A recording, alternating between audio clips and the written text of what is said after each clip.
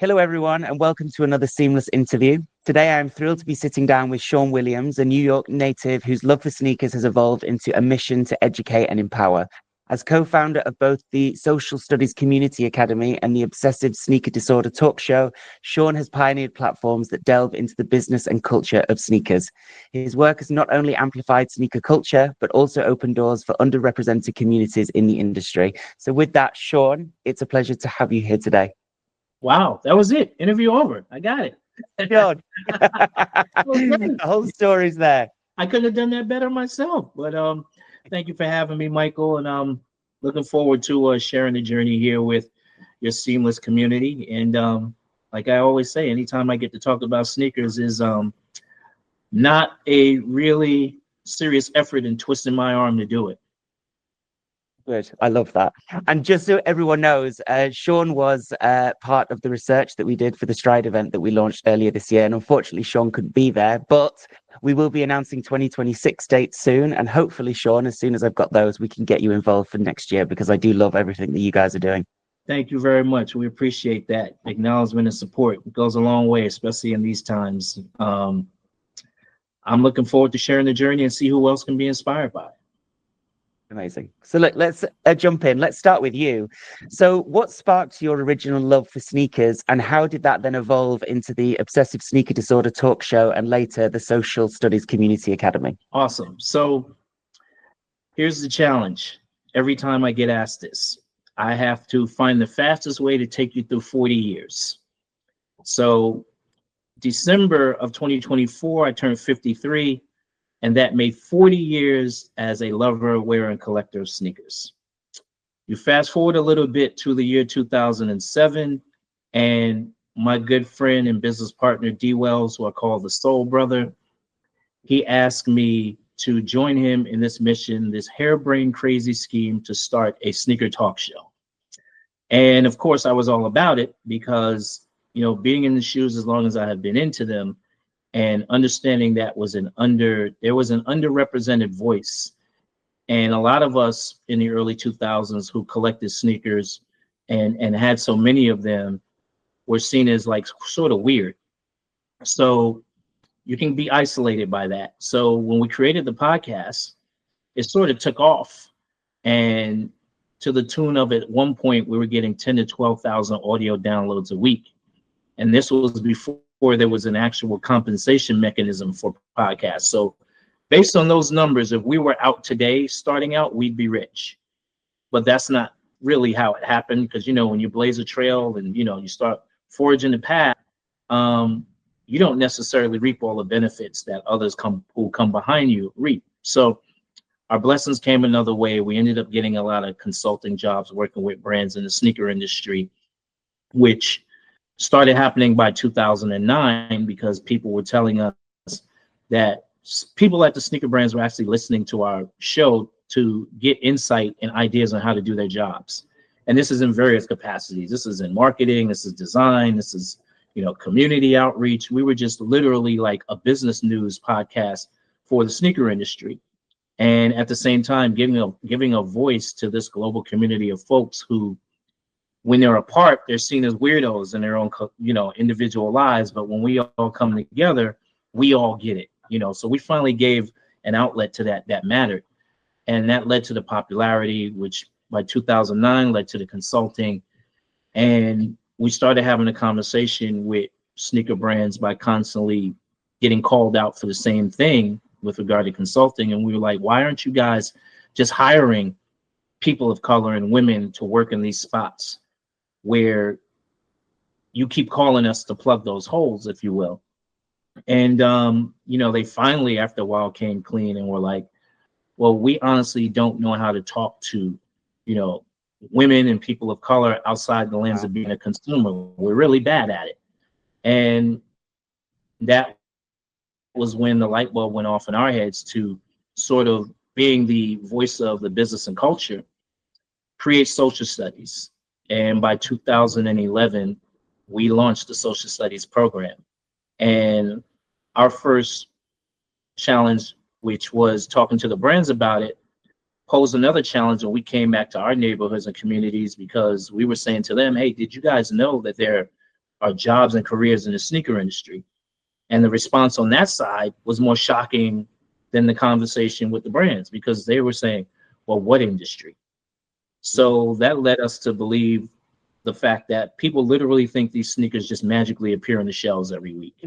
And there was no thought whatsoever about the industry that created these shoes we all love so much. So that was on the other side of the coin, the challenge that we took on when we created Social Studies in 2011, was to now, educate and empower folks to realize that, outside of the rock star jobs, which by and large was design at that point, because that was the only thing people spoke about, was design, somebody making them, somebody selling them, pretty much. That's it. And the occasional artist collaborations where, there was the merge of these two worlds, but nobody thought about all the other jobs and positions that were important to making it go. So when we started Social Studies in 2011, that was the challenges that we faced, and that we bravely took on with no reservations about it. We knew what we needed to do. Between D and I, we were, collectively still thousands of pairs deep in terms of what we own. So our voice as consumers in the sneaker industry was unwavering. There was nothing any sneaker brand could tell us about what we know and what we feel their brand should be doing. And that sort of lent itself to the unadulterated way at which we teach social studies, which has resonated now 14 years later. We've, over that span of time, taught students representing over 200 countries around the world. And that's been on levels from, middle school and up all the way to the MBA level programs that we've taught at. And, the commitment and the level of intensity with which we teach it, and concern and passion and authenticity is the same on any level.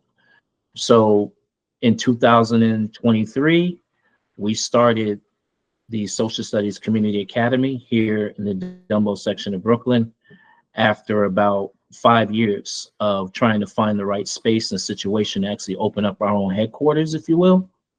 So we've been able to do that since July of 2023, and we've been here doing that ever since, still with the same level of partnerships, but we've expanded the educational offerings to now include things like intellectual property, Gravity Sketch 3D design, AI design. We also do celebrity master classes here. We have folks who are celebrities in the spaces of art and music and other industries who come in and partner with us to do celebrity classes on things like life lessons and, just their specific skills in their industry.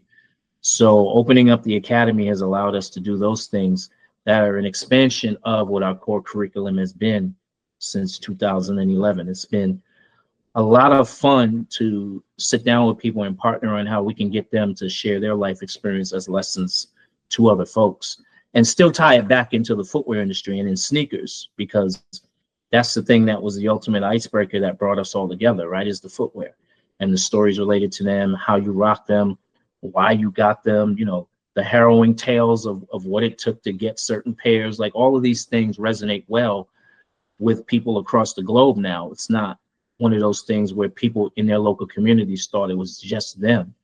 We've been able to create the awareness of a global sneaker culture, not a local and isolated one. So that's been the fun journey that we've been on. I love that. And you did very, very well to summarize all of that time into a short span. So well done. It's inspiring what you guys have done. I also think it's so important what you're doing, because when I was putting together the Stride event, after having worked on apparel events for a long time, I was struck by the real lack of diversity in the community, in the industry on the footwear side. So it's critical what you guys are doing. Michael, your camera went out for a minute. It was. Oh. Yep, you're back now. I don't know what's going on today. Good. Okay. Hopefully you heard what I said. I'm yeah, now back I did. on camera. Yeah, good. Before we dive into all of these great topics, I wanted to ask you, what was the pair of sneakers at the age of 13 that made the bulb go off in your head and think, wow, I love this? So that pair that I remember begging my mom for was a pair of white leather with a black suede stripe Puma baskets. So Puma still makes the basket model today. It's not as prevalent as like the Clyde or the Suede, but it's in a similar vein. That was a shoe I remember like literally telling my mom early 80s, very early 80s, like, yeah, I need this sneaker. This is the one. So we're talking, 83, 84. I need that pair, Mom. And, may my mom rest her soul. She's sort of co-signed on what would become this lifelong thing by the deal I made with her. And in school, we have 4 marking periods in New York City. And I made a deal with her that if I did well every marking period, I would get a pair of sneakers as a reward for my grades doing well. And she signed on to the deal. So Nice. I would always Great end up with more incentive. pairs of shoes. Yeah, I would always end up with more pairs of shoes every year than the average 2 that kids would get. They'd get a pair for school and a pair for after school. And I ended up with more than that because of the deal I made, because I just had to have shoes. I loved shoes where I had to have them that much. And she co-signed on the deal. So may Mary Elizabeth Reed, rest her soul, be given somewhat her flowers, if you will, for birthing who I am. Literally. Absolutely. A shout out to Mum. Yeah, absolutely. So look, let's go into the social studies side of things. As I understand it, it's way more than education because it's also about advocacy, community, culture. How would you define its core mission today, and what does success look like to you? 3 words. It's appreciate, educate, and elevate. There's the appreciation for sneaker culture, not locally, but globally.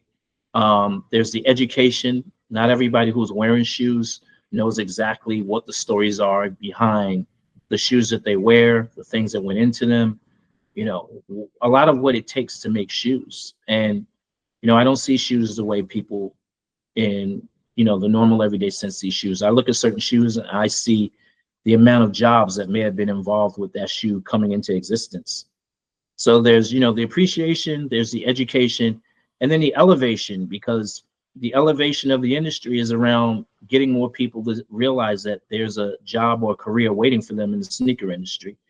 And those are the people who come from the diverse backgrounds, varied genders, different perspectives, new inspiration and creativity from their own life experiences that the sneaker industry needs.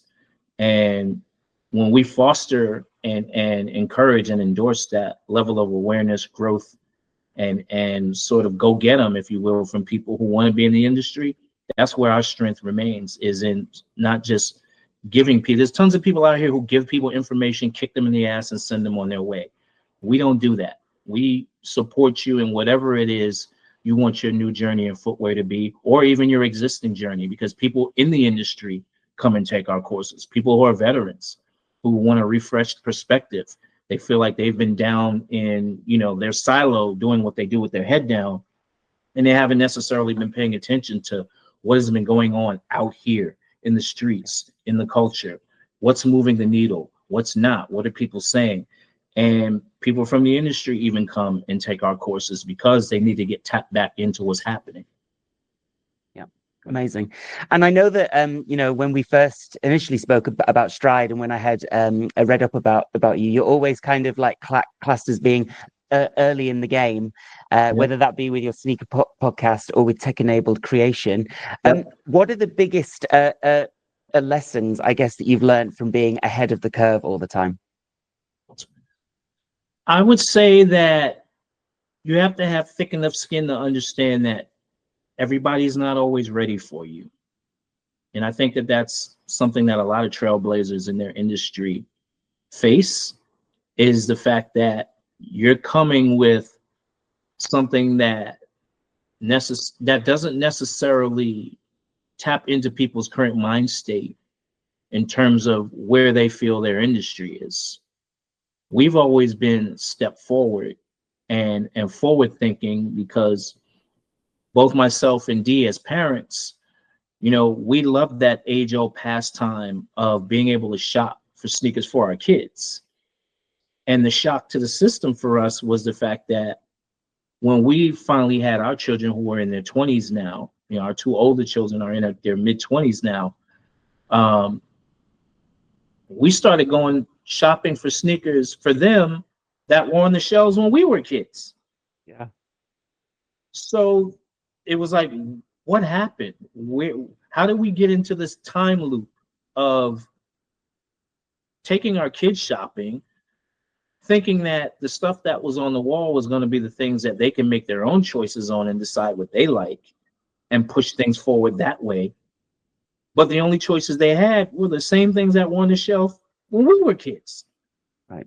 So that pushed a bit of the passion behind making sure that we inspire people to get in, shake things up, and do things differently. Kids still do it today.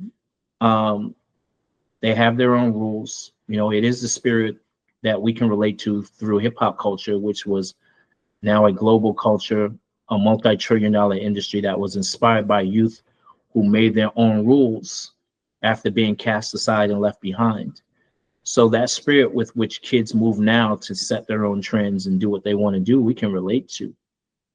But there was also this gatekeeping mentality with the sneaker industry that we wanted to sort of, you know, kick to the side and throw away, if you will, as best we can.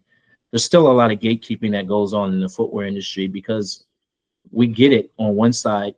It's a great industry to be in. You can dress how you want, travel anywhere in the company's dime. You get free shoes. Like, you know, these are some of the things I tell people are cool about working in the sneaker industry, but at the same time, you know, there has to be the desire to push things forward and allow fresh blood, energy, and creativity in to keep the industry thriving, which is obviously not happening now. You see the beating companies like Nike and Foot Locker are taking because they've refused to accept that energy, right? Everything has been about, let's just continue to give them the same time warp product that everybody's been getting. Let's have everybody continue to go crazy over designs that were made 40 years ago. Like, other industries don't do that. You know, just think about all the major multi-billion-dollar industries on the planet. They always invest in who's going to push things into the future, who's going to carry things forward. The sneaker industry does not do that. They don't care. There are a few people out here who are fighting a good fight for that. You know, we're happy to be among that small chosen few who care to do that. But the industry on a whole does not care to innovate, and they're starting to see and feel the effects of that. You know, when a company like Dick's Sporting Goods can wake up one day and decide, hey, Foot Locker, we're going to buy you. You know, when a company like Nike can wake up one day last year and lose tens of billions of dollars in one full swoop, that says something about your lack of commitment to what the future of the industry looks like and acknowledging the people who are here to drive that change. So we stay committed to that part of the battle. Absolutely. It's such an important thing. And on that note, are there any brands at the moment, be them big or small, that you see as standing out as really pushing the envelope at all? Or do you see kind of like the generic kind of take across the board? I like what a lot of independent brands are doing, because a lot of independent brands right now are being founded by people who used to work for bigger brands and they got fed up. And you know, they did what I call jumping out the back of the robot, you know, and hightailing it out of there, you know. And a lot of the independent brands are taking the risk to make product in ways and tell stories that most of the major brands simply don't care to do anymore. There's a lot of wash, rinse, repeat with the product that's out among major brands and collaborations even. You know, there's people now celebrating a lot of mundane stories that are coming out with major brand collaborations. I mean, a lot of these stories are really mundane and like ho-hum. And there's independent brands out here who are doing a lot to shake up and change the narrative behind what storytelling in sneakers could be. So I like what independent brands are doing. Us personally, we're going to be rolling out a 3D sneaker program, 3D printed sneaker program, because we've always believed in making sure that there's a merge of technology in the sneaker industry, which a lot of brands are afraid of. We're committed to that because that also is what the future looks like. that taps into a lot of things. There's US manufacturing there, there's sustainability there, there's, you know, entrepreneurship for the folks who can see how easy it is to tap into making your own product and then putting yourself in a situation where you have to make a decision. All right, I have this wearable 3D print sample in front of me as a teenager who lives in a really rough neighborhood in Brooklyn. What am I going to do with this? So it's more of a, you know, there's give someone a fish and there's teach someone to fish. We'd rather teach you to fish and teach you to fish with some cutting edge technology that will allow you to push yourself into the industry. There's enough money there for everyone. They just need the opportunity to be placed in a situation where they go get it. And I think that we'll be able to do that with our 3D printed sneaker program. We're not trying to do it on a level where we're like scaling and mass producing. It's going to be all wearable 3D print sample.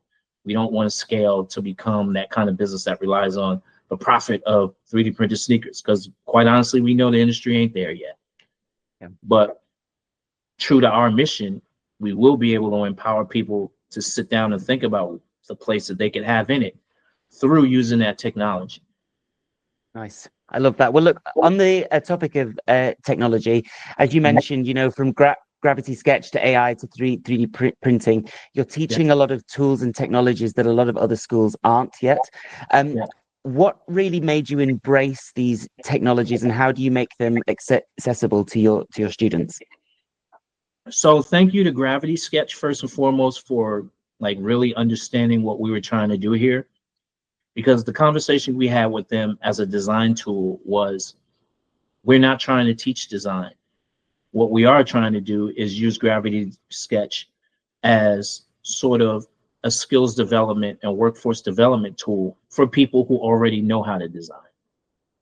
A lot of people who know how to design don't know how to design in 3D, and they were getting passed over for jobs, because in that aspect, that has become one of the newer requirements to work for companies in the design capacity, not just footwear design, but cars and all different kind of product.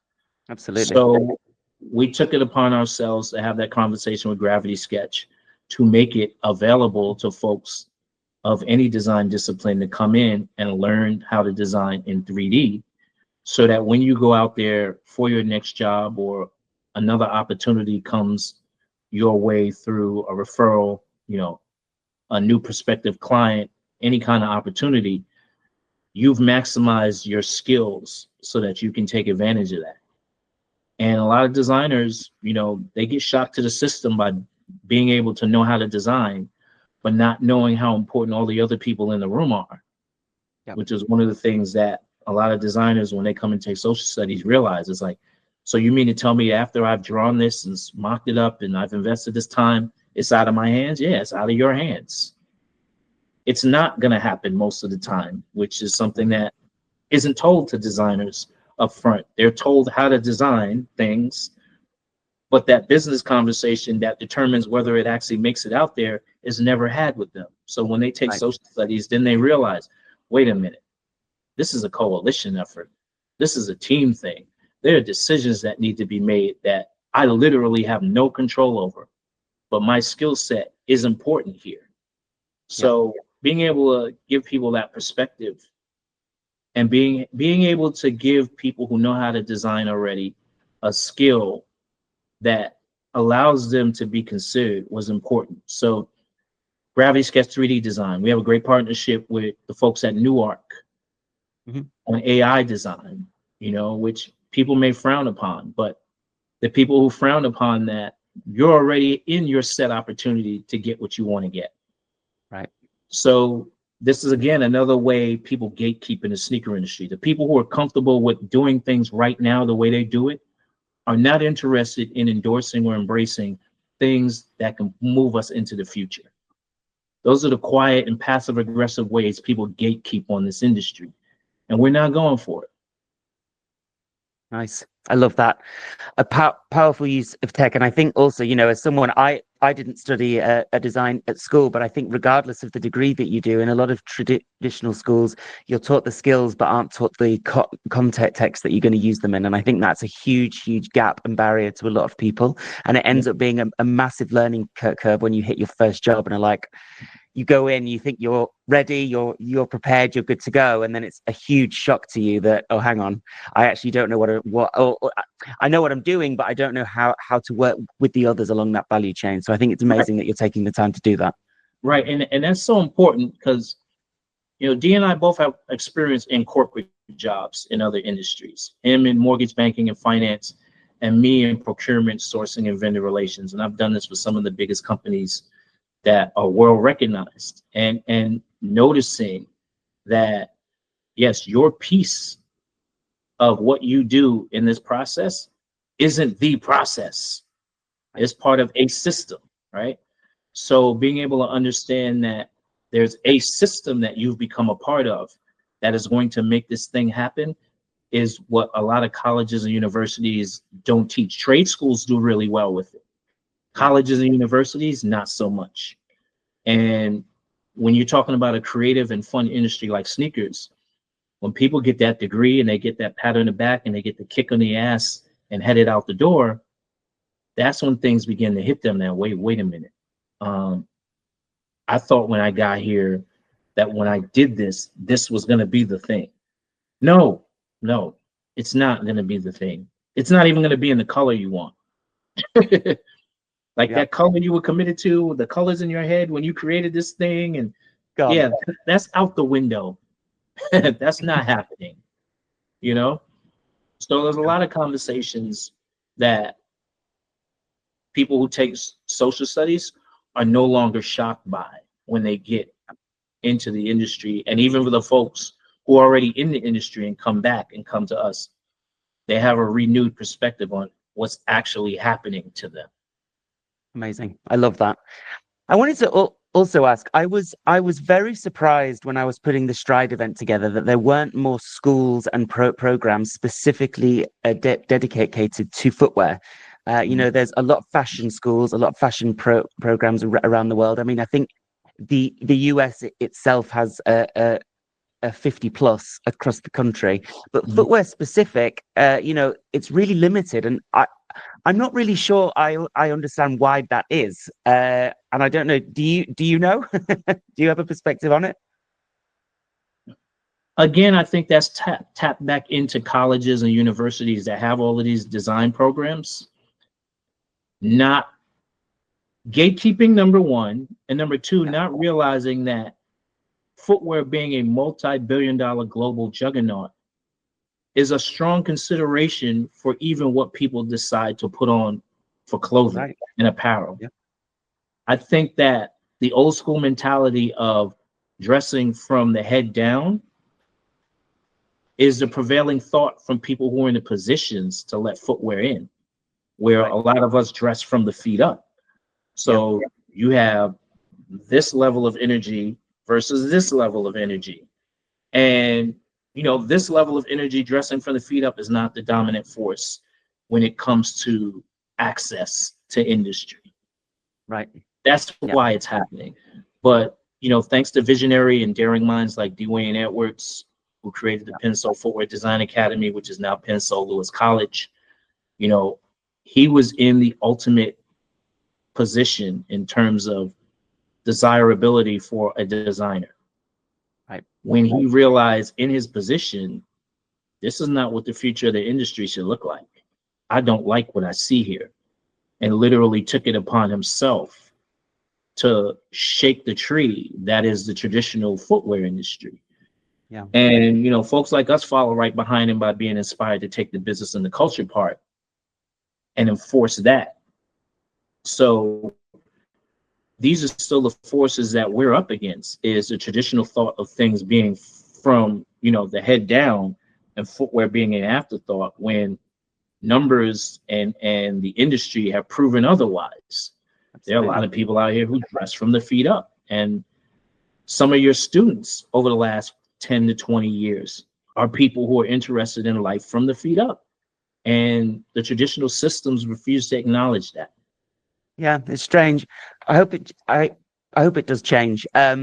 Also, D Wayne was another guy who obviously I wanted involved in Stride, but he was also busy on the date. So again, 2026, Sean and D Wayne on the stage together would be amazing. A big win.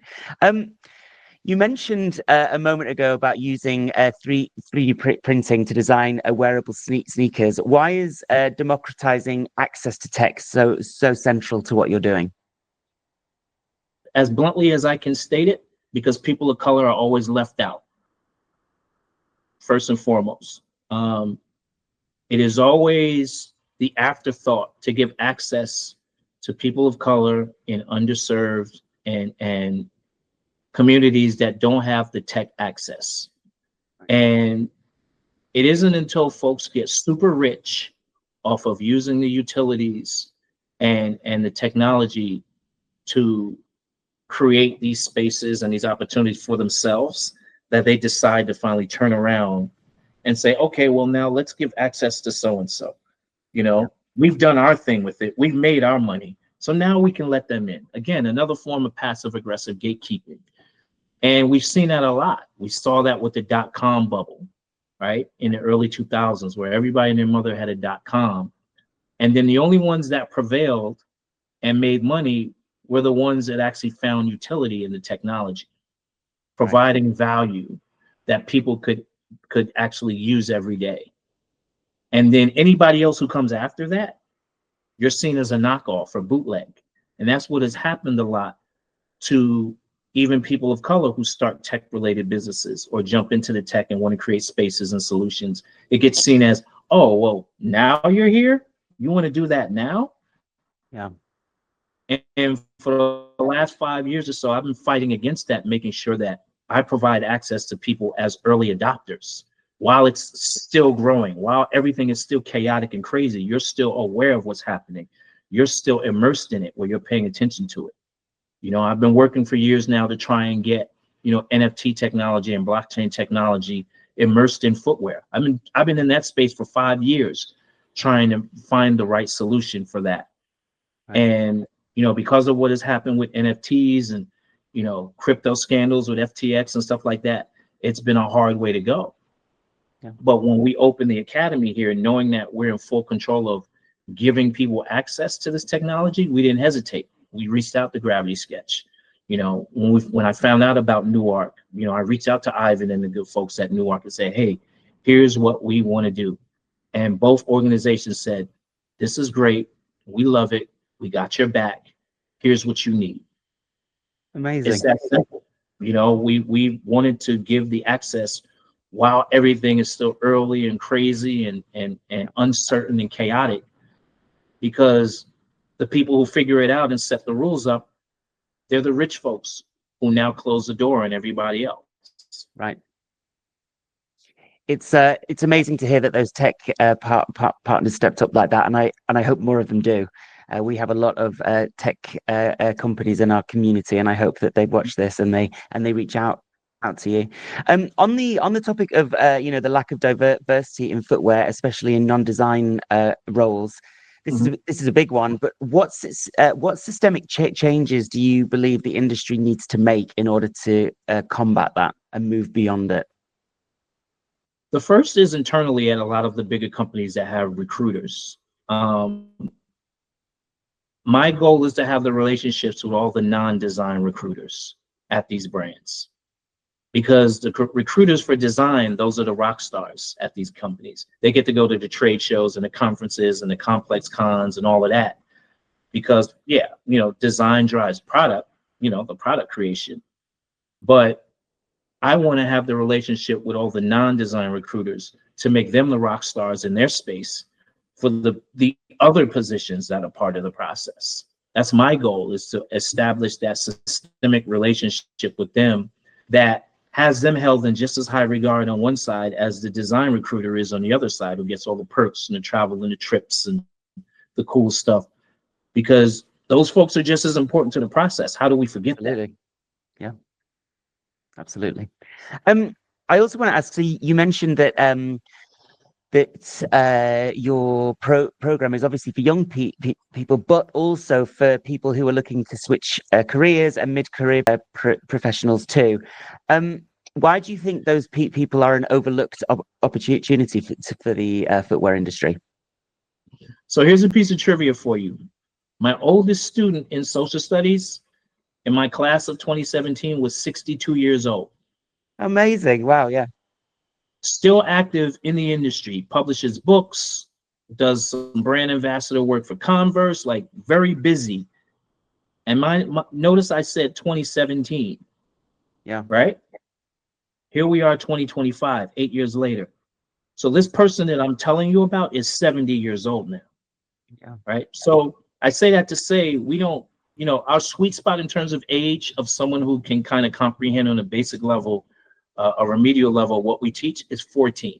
14 and up is our range, because at that point you're in middle school. Now you're conscious of dress and how you wear, and opinions of your friends, and social media comes into play. And I have a 16-year-old daughter at home, so I see this play out every single day.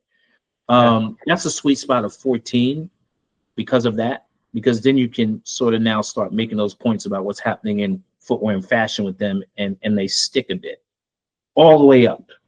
That's our thing, 14 and up, of course, based on situations in terms of partnerships and stuff like that. So it's that full range of folks. But one of the things we noticed during COVID was a lot of people sat home, working from home, and realized they really hated their job. Yep. The commute was one thing, which can lead people to not necessarily liking their job. But when people took away the commute and it was just the job, they realized exactly how much they hated that job. Yeah. And with us wanting to get more people of color and women into the sneaker industry, this is the one industry you can get into with your existing skill set, where you don't have to reinvent yourself or go back to school. Right. And people, usually when people think about changing careers, the hindrance is the process to change. I got to go back to school. I got to get recertified. I got 3 kids. I got a lot of bills. All the challenges that pop up the minute someone thinks about reinventing, changing course, doing something different. You don't have that in the sneaker industry. Right. You literally can be taken as you are with your existing skill set in the corporate side, non-design ranks of sneakers, because they're equivalent positions. There's tax, there's legal, finance, audit, public relations, HR. There's all these positions that exist, facilities, all these positions that already exist in the sneaker industry at these big corporations that you can jump right into. And nobody was drawing the dotted line to that for people. So during COVID, we made that one of our stronger plays, is to let people know, yeah, you can get in. Your law degree isn't just valuable in the spaces where they told you it's valuable. Sneaker companies sue each other damn near every day. The legal department at sneaker companies are having a rip-roaring time these last couple of decades. So your law degree can come over here. It can help, So the strength in the chaos that was COVID allowed us to find that strength in educating people. Nice. I love that. And yes, I know a lot of people that went through that exact thing during COVID and completely switched careers. I want to change the gears a little bit, talk about IP and protection. You've been very vocal about IP and how often creators, especially women and people of color, are exploited. What advice would you give to emerging designers trying to protect their work? The first thing is, the minute you think of your idea for what you're going to call your company, what your problem you're solving is, what your method of operations, all that is, on what it is you're about to do, first, see if it exists first. Right? That's very first. And one of the main reasons why we sort of had an IP initiative added to what we do is because we know a lot of people who have had things stolen from them. We've had things stolen from us by big corporations. And it's cool to wake up one day and have an idea, and then technology gives you the tools to actually execute on making it tangible. But can you legally move forward with that, right? And I think that's the piece that a lot of people are scared of, which we actually think hinders more entrepreneurship. Is people have been scared by the trademark process and by the copyright process and all of that. They literally be scared to death. They've been scared to death by that. When it's not a scary process, it's actually very empowering when you have somebody to help you with figuring out how to do it properly. But it was always very expensive also. You know, one of my backgrounds is the music industry, where people would create music and they'd get together and be like, okay, so what are we going to call our band? What are we going to call it? And they call it something, and then they go and they print merch and spend thousands of dollars to press CDs and tapes back then. Remember those things? Yeah. Spend thousands of dollars to create those things, only to find out the minute they decide to go and sell it, somebody already has that name. So, and they protected it. They're established. So now you got to throw all yours away. You can't sell it. You literally got to get rid of it or face some kind of lawsuit somewhere. You can't give it away. Like, every opportunity you take to give that away, knowing that that's not your name, you're putting yourself in the position for legal ramifications from the people who really own the name. So it's been high on my mind since my years in the music industry in the early 90s. But then watching what has happened over the years to creatives in footwear and streetwear and hearing stories, being able to ask myself and then ask out loud to people, what is IP? Do you know what IP is? How do you protect it? How do you make money off of it? And then the additional layer of questions, what happens if somebody infringes on your IP? Or what happens if somebody accuses you? Like, there's an entire process there that nobody thinks of until they're in the situation. And, you know, I kind of like to pride myself on being one of those folks who live by what my mother used to say is, an ounce of prevention is worth a pound of cure. Nice. Yeah. And if you're not considering upfront, you know, what the pluses and minuses are and what the dangerous scenarios are, by the time you jump into them, it's going to cost you more to get out of it. You know, I've always been that kind of person. It rubs people the wrong way sometimes, even in my own home, where I'm the preventative person. You know, I ask and challenge up front what the ramifications of doing this way are going to be. It rubs people the wrong way in a lot of spaces, but when it comes to IP, you have to do that. You have to do your due diligence, and you got to protect yourself, right? Go through the process. So we've seen so many people, including ourselves, like I said, stolen from over the years. There's a big brand that stole an entire campaign for one of their star athletes from us after a conversation we had on an OSD podcast. Wow. Things to for sure be thinking about. And I know you run IP science workshops as part of your course, which I think that must be invaluable to everyone going through it. I think, as I said, just making sure that your mind is thinking about these things in parallel to core learning, especially nowadays with AI and everything else, is so important. AI, NIL, your NIL, that's your IP. That's your personal IP, NIL, right? Yeah. That is your personal, your own like IP. You are your IP. And there are people taking advantage of that.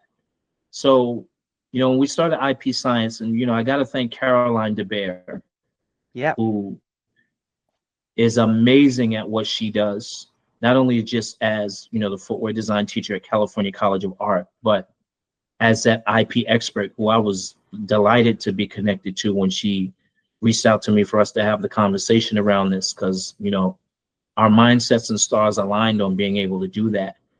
That was one of the things we definitely wanted to roll out when we first opened the Academy here in 2023, when we wanted to expand our offerings, was making sure that IP was front of mind for folks. We just know too many people that have been stolen from, and a lot of people who actually honestly still remain unprotected but we keep the conversation front of mind for them.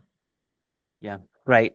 Caroline DeBear is amazing. She's been a champion of our events for a long time. She was there at Stride. She held a workshop with students from her school coming together, and it was a great opportunity for industry to sit down with these students. And we actually got a lot of feedback too from people who've been in industry for a long time, just being gobsmacked by the inspiration and innovation that was coming out of the students' mouths. And they were like, wow, I can't believe these guys are not in industry now doing this stuff. And I think it really gave those students an amazing amount of confidence too. But yeah, she's great. I call Carolyn my IP fairy godmother.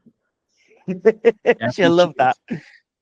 She knows. I call her that all the time. She's my IP fairy godmother. She calls me on the phone. I say, "There's my IP fairy godmother. How are you doing?" Amazing. I'd love to see if there. I'm sure there are many, but if you had to pick one, is there a student story from your program that stands out to you? Whether that's because they've found their path and really excelled, or whether they've gone on to do something game changing. The women, over the last 14 years of running this program, we've had a lot of strong woman alums of the program, and that was one of the blatantly underserved, under-accessed, gate-kept demographics of people who can really change the industry. There are some very talented women across the board in all the different positions that could exist in footwear.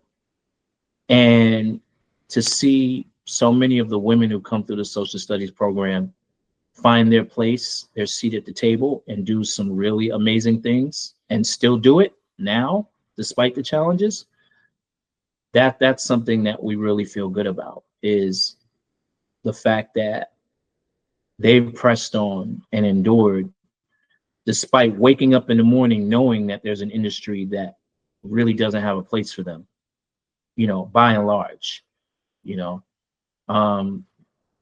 We started this year, a few months ago, a women's only program. And this was the first time we started what we call social studies strictly for the ladies, where it's taught by one of our female alums to only women, no men involved, no male energy.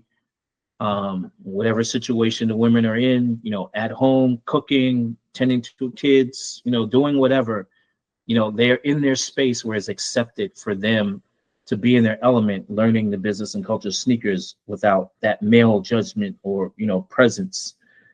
And it's taken off. And we're actually very excited about what the future of that looks like.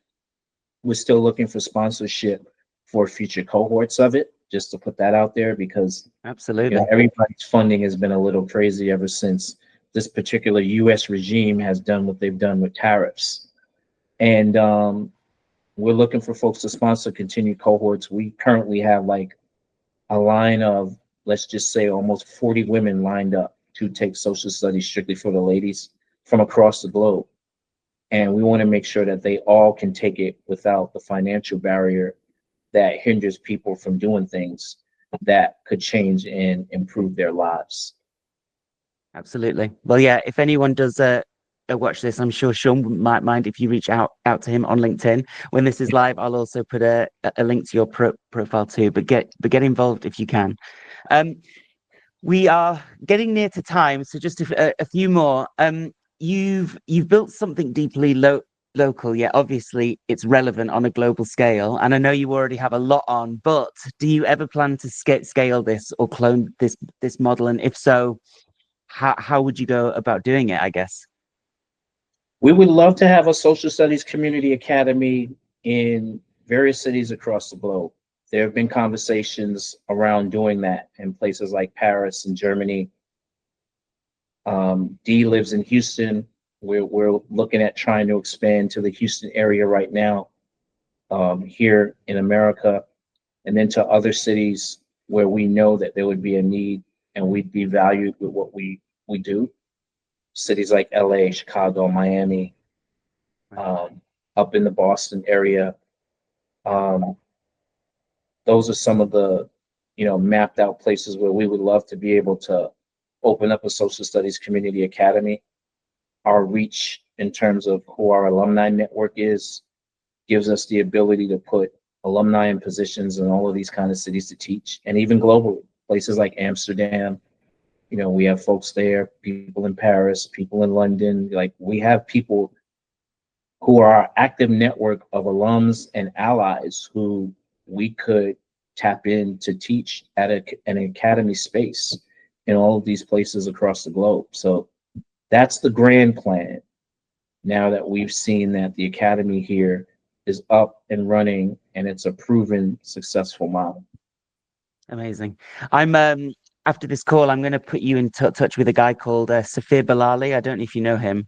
He's former Vans, who is in the industry for a long time, but he is Moroccan German and had the privilege of growing up in Europe and then studying in America. But he is now setting up a campus in Marrakesh to provide design opportunities for the underrepresented communities of the African continent. And it's amazing what he's doing. It is more on the design side, but I think there's definitely, if not like an immediate opportunity there, for sure you guys should speak. I think there's a lot that you could learn from one another, which would be amazing.